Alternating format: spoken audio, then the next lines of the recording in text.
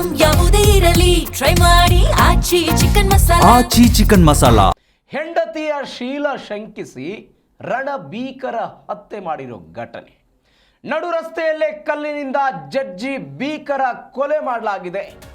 ಬೆಳಗಾವಿ ಜಿಲ್ಲೆಯ ಗೋವನಕೊಪ್ಪ ಗ್ರಾಮದಲ್ಲಿ ಇಂಥದ್ದೊಂದು ಘಟನೆ ನಡೆದಿರೋದು. ಹೆಂಡತಿಯ ಶೀಲವನ್ನ ಶಂಕಿಸಿ ರಣಭೀಕರ ಹತ್ಯೆ ಮಾಡಿರೋ ಘಟನೆ ಇದು. ನಡು ರಸ್ತೆಯಲ್ಲಿ ಕಲ್ಲಿನಿಂದ ಜಜ್ಜಿ ಭೀಕರವಾಗಿ ಕೊಲೆ ಮಾಡಲಾಗಿದೆ. ಬೆಳಗಾವಿ ಜಿಲ್ಲೆಯ ಗೋವನಕೊಪ್ಪ ಗ್ರಾಮ. ಶಿವಕ್ಕ ಬಸವರಾಜ್ ಜೋಡಳ್ಳಿ 33 ವರ್ಷ ಘಟನೆಯಲ್ಲಿ ಮೃತಪಟ್ಟವರು. ಕೊಲೆ ಆರೋಪಿ ಬಸವರಾಜ್ ಜೋಡಳ್ಳಿ ಬಂಧನ ಆಗಿದೆ. 15 ವರ್ಷಗಳ ಹಿಂದೆ ಪ್ರೀತಿಸಿ ಮದುವೆ ಆಗಿತ್ತು ಈ ಜೋಡಿ. 15 ವರ್ಷ, ಬರೋಬ್ಬರಿ 15 ವರ್ಷಗಳ ಸಂಸಾರದ ನಂತರ ಹೆಂಡತಿಯ ಶೀಲವನ್ನ ಶಂಕಿಸಿ ರಣಭೀಕರವಾಗಿ ಕೊಲೆ ಮಾಡಿರೋ ಘಟನೆ ಇದು.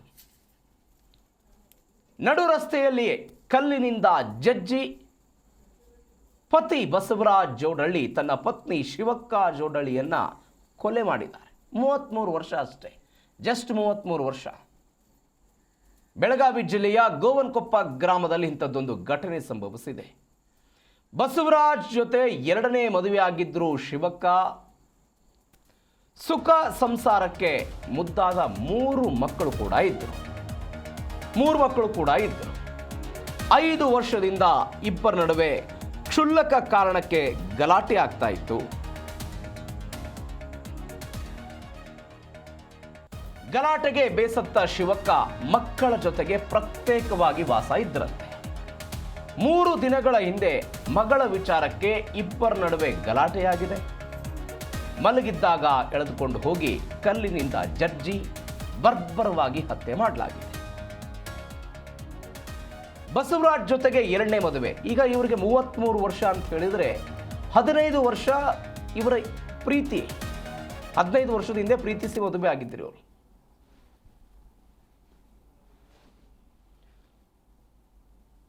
ಈಗ ಬೆಳಗಾವಿ ಜಿಲ್ಲೆಯ ಗೋವನಕೊಪ್ಪ ಗ್ರಾಮದಲ್ಲಿ ಇಂಥದ್ದೊಂದು ಘಟನೆ ಸಂಭವಿಸಿರೋದು. ಶಂಕೆ, ಜಗಳ, ಇದೀಗ ಕೊನೆಗೆ ಇದೆಲ್ಲವೂ ಕೂಡ ಕೊಲೆಯಲ್ಲಿ ಅಂತ್ಯವಾಗಿರೋದು. ಘಟನಾ ಸ್ಥಳಕ್ಕೆ ದೊಡ್ಡವಾಡ ಪೊಲೀಸರು ಭೇಟಿ ಕೊಟ್ಟಿದ್ದಾರೆ, ಪರಿಶೀಲನೆ ಮಾಡಿದ್ದಾರೆ. ದೃಶ್ಯದಲ್ಲಿ ನೀವು ಗಮನಿಸ್ತಾ ಇದ್ದೀರಿ ಘಟನೆ ಹೇಗೆ ಆಯಿತು, ಏನು ಎತ್ತ ಅನ್ನೋದ್ರ ಬಗ್ಗೆ ಈ ಕೊಲೆ ಆರೋಪಿ ಬಸವರಾಜ್ ಕಡೆಯಿಂದ ಮಾಹಿತಿಯನ್ನು ಪಡೆದುಕೊಳ್ತಾ ಇದ್ದಾರೆ. ಮತ್ತೊಂದು ಕಡೆ ನೀವು ದೃಶ್ಯದಲ್ಲಿ ಗಮನಿಸ್ತಾ ಇದ್ದೀರಿ, ಆ ವ್ಯಕ್ತಿಯನ್ನು ಎಲ್ಲವನ್ನ ವಿಚಾರಣೆ ಮಾಡ್ತಿರೋದು ನೋಡಿ. ಅನೈತಿಕ ಸಂಬಂಧದ ಆರೋಪ ಅಂತೆ, ಶೀಲವನ್ನು ಶಂಕಿಸಿದ್ದು. ಅದಾದ ನಂತರ ಅದೇ ವಿಚಾರಕ್ಕೆ ಸಂಬಂಧಪಟ್ಟಂತೆ ಕಳೆದ 5 ವರ್ಷಗಳಿಂದ ಕೊಲೆಯಾಗಿ ಬಿದ್ದಿರೋ ದೃಶ್ಯವನ್ನು ನೋಡ್ತಾ ಇದ್ದೀರಿ ನೀವು. ಹಾಡ ಹಗಲೇ ಈ ರೀತಿಯಾಗಿ ಮಲಗಿದಂತಹ ಮಹಿಳೆಯನ್ನು ಕರೆದುಕೊಂಡು ಬಂದು ಕಲ್ಲಿನಿಂದ ತನಗೆ ಹೇಗೆ ಬೇಕೋ ಹಾಗೆ ಜಜ್ಜಿ ಬಿಸಾಕಿ.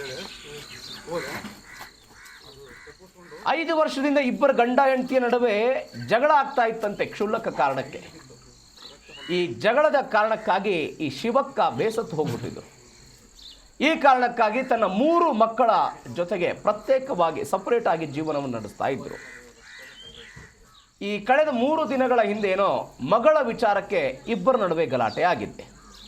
ಈ ಗಲಾಟೆ ಅಷ್ಟಕ್ಕೆ ಸುಮ್ಮನಾಗಿಲ್ಲ, ಮಾತಿಗೆ ಅಥವಾ ಈ ಗಲಾಟೆಗೆ ಮಾತ್ರ ಸೀಮಿತ ಆಗಲಿಲ್ಲ. ಕೊನೆಗೇನಾಯಿತು, ಶಿವಕ್ಕ ಮಲಗಿದಂತಹ ಶಿವಕ್ಕನನ್ನ ಈ ಬಸವರಾಜ್ ಗಂಡ, ಬೇರಾರೂ ಅಲ್ಲ, ತಾಳಿ ಕಟ್ಟಿದ ಗಂಡ, ಪ್ರೀತಿಸಿ ಮದುವೆ ಆಗಿದ್ದರಂತೆ. 2ನೇ ಮದುವೆ ಬೇರೆ. ದರದರನೆ ಮಲಗಿದ್ದಂತಹ ಮಹಿಳೆಯನ್ನ ಎಳೆದುಕೊಂಡು ಹೋಗಿ ಕಲ್ಲಿನಿಂದ ಬರ್ಬರವಾಗಿ ಜಜ್ಜಿ ಹತ್ಯೆ ಮಾಡಿದ್ದಾರೆ. ಘಟನೆಯಲ್ಲಿ ಶಿವಕ್ಕ ಇದೀಗ ಮೃತಪಟ್ಟು.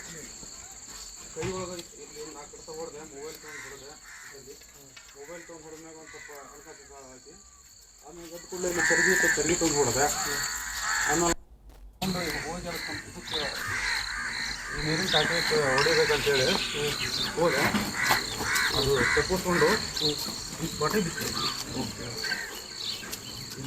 ಇಲ್ಲಿ ಬಿತ್ತು ರಕ್ತ ಬಂತಲ್ಲ.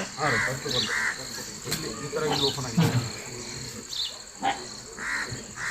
ಬೆಳಗ್ಗೆ ನಾವು ಹೇಳ್ಕೊಂಡು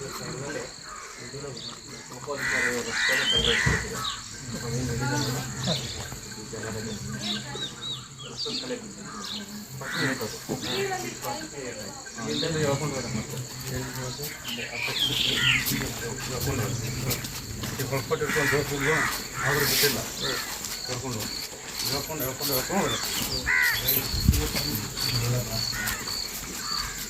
ಇಲ್ಲಿ ಬಂದು ಒಂದ್ಸಲ ಒಂದು 2 ಬಾಯಿ 2-3 ರೇಟ್ ಬಿಟ್ಟು